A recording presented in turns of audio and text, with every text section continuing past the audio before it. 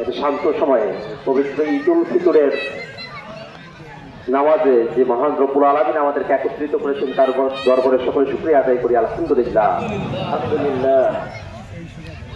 দরুদ ও সালাম বিশ্ব মানবতার মুক্তির দিশারি রাসূল পাকের দরবারে সকলে বলি সাল্লাল্লাহু আলাইহি ওয়াসাল্লাম।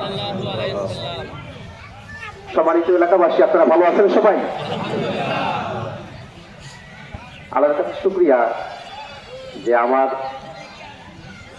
নির্বাচনী দায়িত্ব প্রাপ্তির পরে প্রথম ঈদের জামাত আমার এলাকাবাসীর সাথে আপনাদের সাথে একত্রিত হয়ে আদায় করার মতো আল্লাহ রাব্বুল আলামিন তৌফিক দান করেছেন। গতকাল রাতে যে হারে বৃষ্টি হয়েছে, আজকে যে আমরা খোলা ময়দানে ঈদের জামাত একত্রিত হতে পারবো সে ধরনের চিন্তা আমাদের মাথার মধ্যে আসাটাই একটা কঠিন ব্যাপার হয়ে দাঁড়িয়েছিল। তারপরেও আমরা এখানে একত্রিত হতে পেরেছি অনেকগুলো বিষয় নিয়ে। আপনাদের এলাকার যারা প্রতিনিধি আছেন, চেয়ারম্যান মারফত এবং আপনাদের যারা ঈদগাহ কমিটির দায়িত্বে আছেন তাদের থেকে আমি জেনেছি আপনারা সকলে আমার করে দোয়া করবেন। যতগুলো আবদার সবগুলো ন্যায়সঙ্গত, কিন্তু একটা বিষয় এখানে একেবারে চোখের সামনে যে আমাদের ঈদগাহ মাঠের বাউন্ডারি ওয়াল অর্ধেকটা হয়ে আছে, আর কিছু বাকি। আপনারা দোয়া করবেন যাতে সকলের চেষ্টায় এবং সরকারি বরাদ্দ সকলের সমন্বয়ে আমরা যেন খুব অল্প সময়ের মধ্যে আমাদের ঈদগাহ মাঠের কার্যক্রমগুলো আমরা সমাপ্ত করতে পারি। আল্লাহ রাব্বুল আলামিন যদি কবুল করেন ইনশাআল্লাহ। নির্ভর করছে যে আমাদের বরাদ্দ কি পরিমাণে আসে এবং কি পরিমাণে কত সময়ের মধ্যে আমরা এটা এখানে হস্তান্তর করতে পারি। সবথেকে বড় বিষয় হলো আপনারা সকলে জানেন যে আমি কেবল একজন উঠতি বয়সের ছেলে।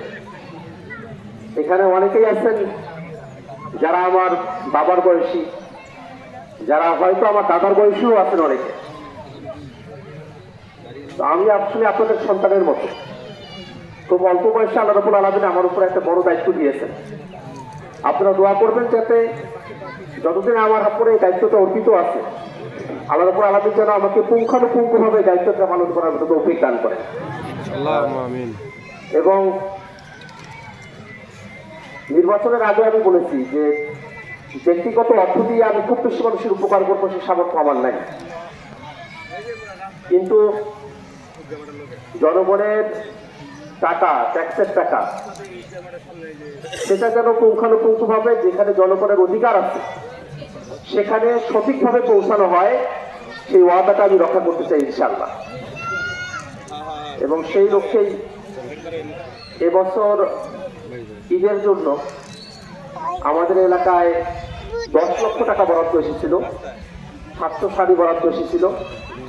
একেবারে প্রত্যেকটা ইউনিয়ন এবং প্রত্যেকটা ওয়ার্ড ধরে ধরে যতটুকু করে পড়ে আমরা প্রত্যেকটা ওয়ার্ডেই এই টাকাটা ঈদের উপহার এবং শাড়িগুলো আমরা পৌঁছানোর আমরা চেষ্টা করেছি ইনশাআল্লাহ।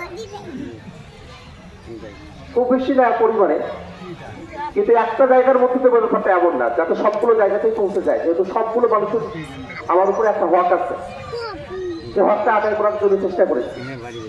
আপনারা দোয়া করবেন সামনের দিনে যাতে করে আমাদের এলাকার স্কুল প্রতিষ্ঠান, মসজিদ, মন্দির, মাদ্রাসা, রাস্তাঘাট, যেগুলো আমাদের একেবারেই নিত্য প্রয়োজনীয় অনুষঙ্গ,